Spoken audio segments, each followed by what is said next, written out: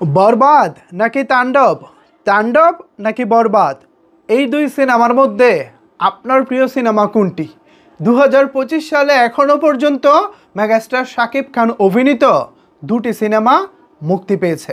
এর মধ্যে গেল রোজার ঈদে মুক্তি পেয়েছে মেহেদী হাসান হৃদয়ের পরিচালনায় রিয়েল এনার্জি প্রোডাকশন প্রযোজিত বরবাদ, যে সিনেমা মুক্তির পর সারা বাংলাদেশে হইচই ফেলে দিয়েছিল, পাশাপাশি বাংলাদেশের ইতিহাসে এখনও পর্যন্ত সর্বোচ্চ ব্যবসা করা সিনেমা বরবাদ। অন্যদিকে এবারের কুরবানির ঈদে মুক্তি পেয়েছে রায়হান রাফির পরিচালনায় আলফা আই প্রযোজিত সিনেমা তাণ্ডব।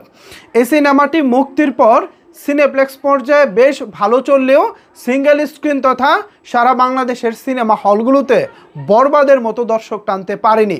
এখন কেন দর্শকরা এই ছবিটিকে বরবাদের মতো দেখেনি সেটা কেবল আপনারাই ভালো বলতে পারবেন, যেহেতু আপনারা দর্শক, আপনাদের কাছেই সবসময় বিচারের ভারটা থাকে, কারণ দর্শকরাই রায় দিয়ে দেয় কোন সিনেমাটা ইতিহাস করবে আর কোন সিনেমাটা করবে না। এখানে আমি আমার জায়গা থেকে যতই চাপাবাজি করি, যত কিছু বলি না কেন, দিন শেষে দর্শকরা যদি ছবি না দেখে তখন আসলে সেই ছবিটা আসলে ইতিহাস করতে পারে না।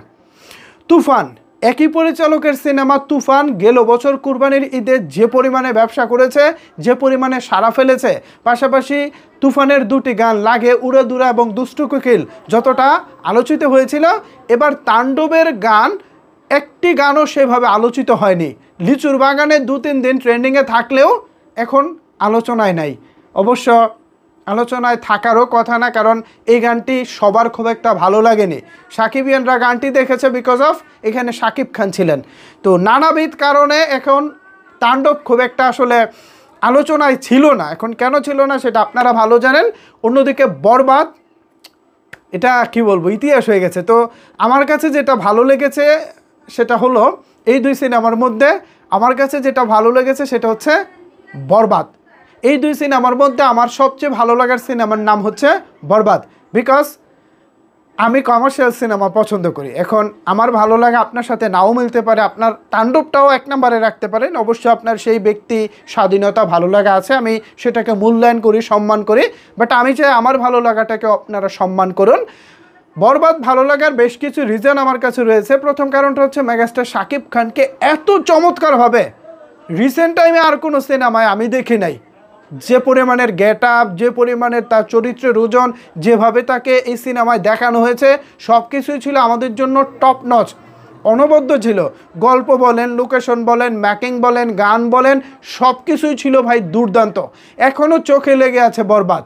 অন্যদিকে তাণ্ডবের কথা কি বলবো, তাণ্ডবে মেগাস্টার শাকিব খানকে মেকাররা যেভাবে দেখানোর চেষ্টা করেছেন তারা হয়তো সেভাবেই দেখিয়েছেন, বাট এটা আমার কাছে খুব একটা আকর্ষণীয় মনে হয়নি, খুব একটা মনে ধরার মতো কিছু মনে হয়নি। না গান ভালো লেগেছে, না লোকেশনগুলো আহামরি ছিল, না এই সিনেমার ডায়লগ আসলে আহামরি ছিল, যে ডায়লগটা আসলে কানে লেগে থাকার মতো বা গুনগুন করে ডায়লগটা মারবো এরকম আমার কাছে মনে হয়নি। জাস্ট শেষের দিকে সত্যি কথা বলতে সাকিবেররা রাগ করবেন না, আফটার নিশোর ডায়লগটা যতটা না চমৎকার ছিল, পুরো সিনেমায় আর কারো ডায়লগ অতটা চমৎকার ছিল না। এখন নিশোকে শুধু হাইলাইট করার জন্যেই কি তাকে চমৎকার এই ডায়লগটা দিয়েছে মেকাররা, নাকি অন্য কোনো কারণ আছে সেটা আপনারা খুঁজে বের করবেন।